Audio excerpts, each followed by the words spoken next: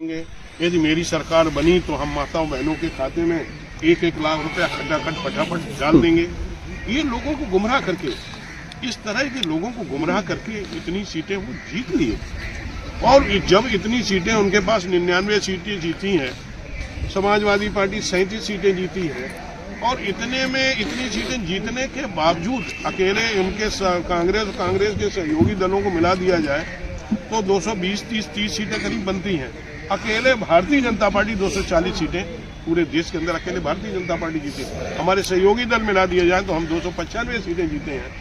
तो लेकिन हमारे प्रधानमंत्री या हमारे किसी भी लीडर में इस तरह का घमंड नहीं है। आज किस तरह अखिलेश जी हों या राहुल गांधी हों या उनके कोई लीडर हों, किस तरह की अलूल जलूल बयानबाजी करते हैं, रोज बयानबाजी करते हैं। कहीं अखिलेश जी कहते हैं ये सरकार तो मोदी जी की सरकार जल्दी गिर जाएगी, कभी कोई कुछ कहता है कभी कुछ कहता है। तो ये झूठ बोलने का काम कर रहे हैं निरंतर, और वो लोगों के सामने काट की हांडी एक बार चढ़ती है, बार बार नहीं चढ़ती। मैं 1-2 बातें अखिलेश यादव के द्वारा भी मैंने देखा है कि घटना के बाद में जिस तरह से उन्हें एक राष्ट्रीय पार्टी के अध्यक्ष होने के नाते इस तरह के भाषा का उपयोग नहीं करना चाहिए। मैं उन्हें चैलेंज देता हूं, मैं उन्हें चुनौती देता हूं। वो सही माने में राष्ट्रीय अध्यक्ष हैं और सही माने में वचन के पक्के हैं। तो मैं उनसे पूछना चाहता हूं, उनसे कहा कि हम मुकेश राजपूत जनता के सांसद नहीं हैं, सर्टिफिकेट के सांसद हैं। मैं 2006 में, मैं 2004 में भी जिला पंचायत अध्यक्ष रहा, जिला पंचायत सदस्य रहा। उस समय भारतीय जनता पार्टी की सरकार थी। लेकिन दोबारा मैं 2006 में जिला पंचायत, 2005-06 में जिला पंचायत का अध्यक्ष बना, सदस्य बना। तब ये लोग कहते थे कि जीतेगा कोई सर्टिफिकेट तो सपा के ही लोगों को मिलेगा। और पूरे प्रदेश देश में, पूरे प्रदेश में, उत्तर प्रदेश में भारतीय जनता पार्टी का खाता खुला तो समाजवादी पार्टी भारतीय जनता पार्टी का फर्रुखाबाद से ही खुला था। मुलायम सिंह जी उस समय मुख्यमंत्री थे। मैं जिला पंचायत की 2 सीटें, मैं और मेरी पत्नी जिला पंचायत सदस्य बना था, और मेरी पत्नी ही जिला पंचायत की उस समय अध्यक्ष बनी थी भारतीय जनता पार्टी की। मुलायम सिंह की सरकार थी, उनकी ही सरकार थी, और उनकी समधन चुनाव उस समय लड़ रही थी। मुलायम सिंह जी डेली बात करते थे। उनके 10 सदस्य जीते हुए थे, हमारे 4 सदस्य जीते हुए थे। हमने 4 से 14 कर लिए, वो 10 से 14 नहीं कर पाए थे।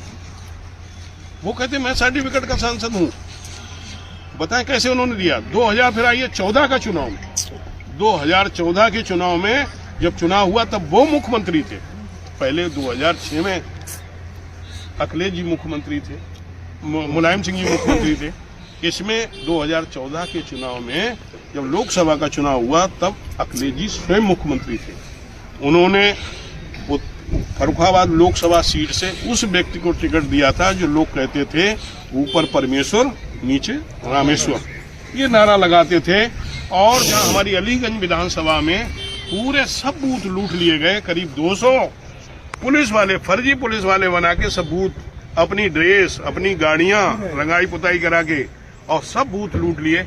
उसके बाद भी 1,51,000 वोट से मैं चुनाव जीता था, और अखिलेश जी की सरकार में मैंने चुनाव जीता था 1,51,000। यदि वहां हमारी डंप न की होती तब भी मैं 2.5 लाख वोट से चुनाव जीतता। फिर 2019 के चुनाव में सपा और बसपा का गठबंधन हुआ, और लोग ये कहते हैं सपा बसपा का गठबंधन अटूट गठबंधन है, बड़ा गठबंधन है, इसमें चुनाव जीतना बहुत टेढ़ी कीर है। लेकिन उस चुनाव में भी मैं 2.25 लाख से चुनाव जीता था उनके गठबंधन में। मैं कहां से सर्टिफिकेट वाला सांसद हूं।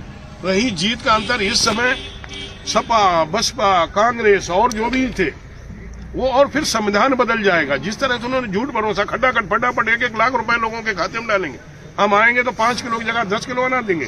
कितना झूठ भरोसा लोगों के साथ में, तब मैं चुनाव जीता हूं। और वो बात रही 5,000 से नीचे में जरूर चुनाव जीता, तो मैं अकेला ही नहीं जीता हूं।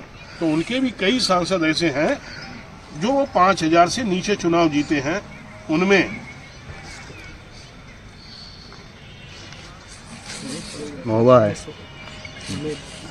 जो है हमीरपुर सीट, वहाँ 2629 वोट से वो भी चुनाव जीते हैं।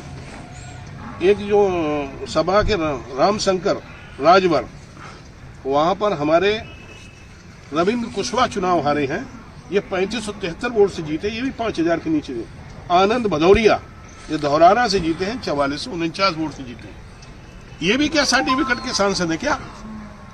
और छोड़ दीजिए, विधानसभा के चुनाव में आइए, कम से कम 11 लोग जो 500 नीचे से चुनाव जीते, 500 मतों से नीचे चुनाव जीते हैं समाजवादी पार्टी के 11 लोग हैं, और 11 लोग वो भी क्या सर्टिफिकेट के सांसद हैं।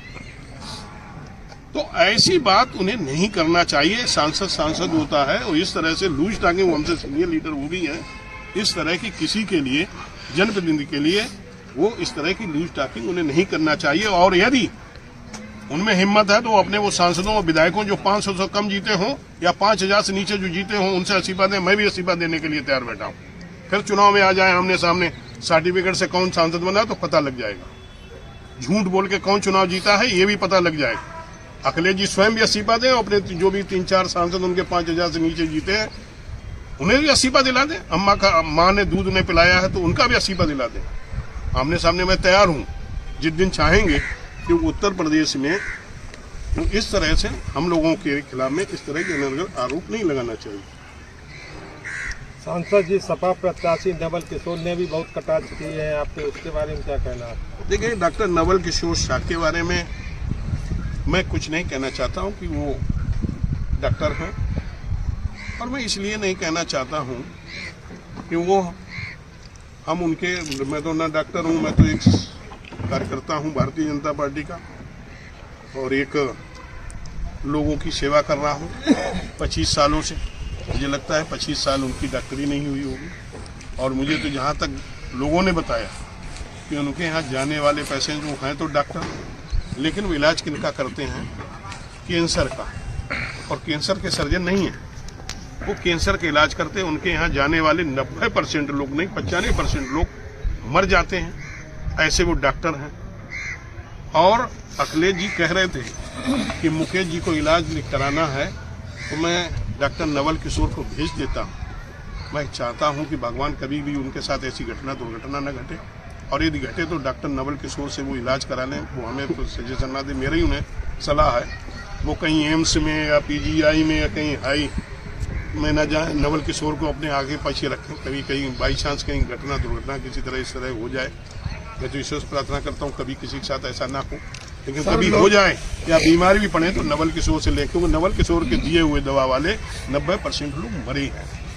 ये ऑन रिकॉर्ड में बोल रहा हूँ, नहीं वहां जाके पता कर लें, जो इलाज करा के वो सूची निकाल ले, वो तो इलाज करने लायक नहीं है। मेरा तो आरोप है, ऐसे लोगों के तो सर्टिफिकेट जब्त करके इनके खिलाफ में कार्रवाई करनी चाहिए, और एक नहीं उनके ऊपर कई तो आपराधिक मुकदमे चल रहे हैं। वो अपने को अंतर्राष्ट्रीय कैंसर बताते, वो अंतर्राष्ट्रीय ये धोखा, जिस पार्टी में लोग रहेंगे, जैसी सोबत में रहेंगे वैसे ही तो असर आएगा।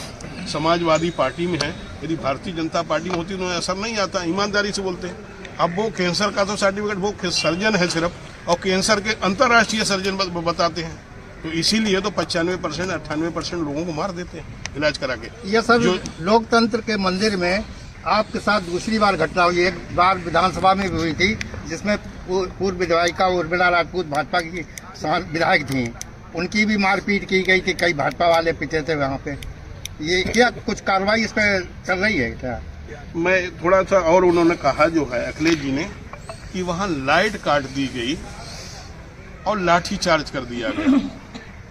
कोई भी कानून व्यवस्था को बिगाड़ेगा तो योगी जी की सरकार इसके लिए लाठी तो पड़ेगी, और लाठी के लायक हो तो लाठी पड़ेगी। लाठी से भी नहीं मानेंगे तो फिर क्या और होता है वो भी सबको मालूम है, वो भी होगा। यदि गुंडे की कोई भी सिलसिला, कोई भी अपने हाथ में कुछ कानून व्यवस्था बिगाड़ने का काम करता है या कानून व्यवस्था को अपने हाथ में लेने का काम करता है, कानून व्यवस्था छोड़ने का काम करता है, तो योगी जी की सरकार में कार्रवाई, इसमें मैं नहीं कह सकता बाहर क्या हुआ, लेकिन अंदर वो कहते लाइट काट दी है। यदि वो सिद्ध कर दें या उनका कोई भी व्यक्ति यह सिद्ध कर दे अंदर लाइट काट दी गई, जब तक चुनाव घोषित नहीं हुआ, रिजल्ट बक्सियां नहीं सुरक्षित चलेंगी पेटियां, तब तक लाइट नहीं काटी गई, मैं गवाह हूं। और रिजल्ट जब भी आंसर सीट जब खोली जाती थी, हर आंसर सीट पे रिजल्ट घोषित होता था और हर आंसर सीट पे उनके कैंडिडेट के दस्तखत हैं, वो अपने दस्तखत मिलाए। कब तक झूठ परोसेंगे? अब तक चुनाव खत्म हो गया, कब तक कार्यकर्ताओं को भ्रमित करने का काम, देश के लोगों को भ्रमित करने का काम करेंगे? हर कैंडिडेट का, उनका उनके कैंडिडेट के हर कैंडिडेट भी था, उनका जिलाध्यक्ष भी था, और भी उनके पार्टी के वरिष्ठ नेता थे, 5 लोग 6 लोग थे उनके, मैं अकेला और हमारे 2 लोग सहयोगी थे, उनके 6 लोग थे और बसपा के भी कैंडिडेट थे। किसी ने कहीं पर भी कोई विरोध नहीं किया। और वो तो मोबाइल लेके अंदर अखिलेश जी की बात जिलाधिकारी से बात करा रहे थे, जबकि मेरा मोबाइल तो बाहर ही जमा करा लिया गया था। वो इस तरह के आरोप, मिथ्या आरोप कब तक लगाएंगे? क्या नवल ने आपको जीत की बधाई दी थी वहाँ? नवल ने नहीं, नवल के जितने भी लोग थे, समाजवादी पार्टी हो, बहुजन समाजवादी पार्टी हो, निर्दलीय हो, सब लोग मुझे बधाई देके आए थे और सबने बधाई दी थी। और छोड़ दीजिए, यदि जो भी है, आज नवल किशोर की जहाँ माँ प्रधान है मझोला गांव, मझोला में भी मैं 300 वोट से उन्हें 700 वोट मिले हैं और हमें 1000 वोट मिले हैं। वहां मैं 300 वोट उनके गांव से जीती, उनकी जहां से माँ प्रधान है, जहां उनका कार्यालय था, जो उनकी बिरादरी का बाहुल है, वहां हम चुनाव जीते हैं। वो अपने जहां कार्यालय खोले और मैं अपने गांव में, हमारे यहाँ करीब 3000 हमें वोट गांव में हमारा मिला होगा, बड़ा गांव सभा हमारी, वहां में 3000 मिला होगा, इन्हें 50-60 वोट मिले होंगे। और जहां पर भी मुझे हर समाज के, हर वर्ग के लोगों ने वोट दिया। भारतीय जनता पार्टी का हर समाज का, हर वर्ग का वोट है। हर आदमी के अंदर मोदी जी और योगी जी बसे हुए हैं। मैं इसलिए चुनाव जीता हूं। वो मुझे सर्टिफिकेट का सांसद बोलते हैं। जो आदमी अपने गांव में चुनाव नहीं जीत सकता है, मैं अपने जहां शहर में रह रहा हूं, शहर में चुनाव बूथ पर उसमें भी बूथ जीता हूं। वहां तो हमारे समाज का कोई वोट नहीं रहता ज्यादा, वहाँ वाल्मीकि समाज, दलित समाज के लोग रहते हैं, वहां मैं चुनाव जीता। पलड़िया है, पलड़िया मुस्लिम समाज के लोग रहते हैं, हमारे समाज के लोग, अन्य दलित समाज के लोग रहते हैं, वहां मैं जीता हूं, एक तरफा चुनाव जीता हूं। तो इस तरह के ओछी मानसिकता का अखिलेश जी परिचय न दें और सत्य को स्वीकार करें। और जबकि भारतीय जनता पार्टी इस चुनाव में अकेली चुनाव लड़ रही थी, सपा, बसपा, कांग्रेस, यहाँ तो पहले सलमान खुर्शीद साहब भी लड़ते। यदि सलमान खुर्शीद साहब को टिकट मिल जाती या अन्य किसी बसपा का भी कोई कैंडिडेट अच्छा लड़ा होता तो ये स्थिति नहीं होती। स्थितियां बदली, सपा, बसपा, कांग्रेस जो भी थे, और फिर उनका झूठ परोसा हुआ था कि हाँ साहब संविधान बदल देंगे, इस बार तो आरक्षण बदल देंगे, हम 5 किलो की जगह 10 किलो अनाज दे देंगे, हम खटाखट फटाफट माताओं बहनों के खाते में 1-1 लाख रुपए डाल देंगे। इस तरह की भाषा ना बोली होती, लोगों को झूठ ना परोसा गया होता, तो इस बार भी चुनाव में बड़े अंतर से हारते। दूसरा, अखिलेश जी हमेशा ही, मैंने देखा है कि हमेशा ही जब वैक्सीन बनके कोविड आया तो वैक्सीन बनके आई थी यही समाजवादी पार्टी के लोग, चाहे मुलायम सिंह जी रहे हो, चाहे अखिलेश जी रहे हो, जो भी उनके लोग, ये तो वैक्सीन है, मोदी जी की वैक्सीन है, इसे मत लगाना देशवासी लोग। हमारे कार्यकर्ता सपा के लोग कोई नहीं लगाएंगे। और जब कोविड हुआ तो सबसे पहले अपने ही चुपचाप कोविड ठुकवा ली। ऐसे लोग हैं ये कितना झूठ बोलेंगे, मोदी जी की वैक्सीन, फिर जब कोविड आया तो सबसे पहले क्यों ठुकवा ली? कार्यकर्ताओं से करेंगे कोविड ये वैक्सीन है, इसको मत लगवाना। क्या संदेश देना चाहते, मैं पूछना चाहता हूं अखिलेश जी से। और दूसरा, चाहे मुलायम सिंह जी रहे हो और चाहे अखिलेश जी हो, दोनों लोग पिछड़ों के विरोधी हैं। दोनों लोग पिछड़ों के विरोधी रहे, क्योंकि उन्हें मालूम है पिछड़ा कोई राजनीति करेगा तो उनकी राजनीति कमजोर होगी। हमेशा ही उन्होंने कल्याण सिंह का विरोध किया है, हमेशा उन्होंने हिंदुत्व का विरोध किया, राष्ट्रवादियों का विरोध किया, जो राष्ट्रवादी विचारधारा के लोग उनका हमेशा विरोध किया, मुलायम सिंह हो चाहे अखिलेश यादव हो। इसीलिए अखिलेश यादव कहीं पर भी कहीं कटाक्ष करने को मिलता है तो मुकेश राजपूत को टारगेट करते हैं कि मैं पिछड़े समाज से आता हूं और वहां से आता हूं जहां उनका गढ़ है। उनके गढ़ को ध्वस्त करने वाले मुकेश राजपूत है, उन्हें तीर से इस बात की। इसलिए हमारा विरोध करते हैं, माननीय कल्याण सिंह जी रहे तब तक माननीय कल्याण सिंह का विरोध करते रहे। उनका जब अंतिम संस्कार, अंतिम समय भी आया, एक दिन आदमी वो देखने नहीं गए उनके परिवार का कोई समय। जब उनका पार्थिव शरीर से रखा था तो पार्थिव शरीर पर 2 पुष्प भी चढ़ाने नहीं गए, ना मुलायम सिंह गए, ना अखिलेश गए, ना उनके परिवार का कोई सदस्य गया। तो इससे सिद्ध होता है कि कहीं न कहीं उन्हें पिछड़ों से एलर्जी है और जो राष्ट्रवादी हैं, राम भक्त, उनसे उन्हें विरोध है।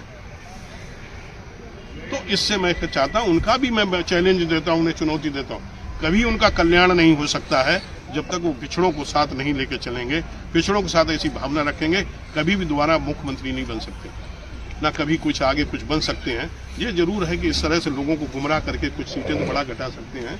आगे आने वाले 2027 के चुनाव में फिर उन्हें एहसास होगा कि उनकी जमानतें हर जगह से जब जब्त होंगी तो उन्हें पता लगेगा।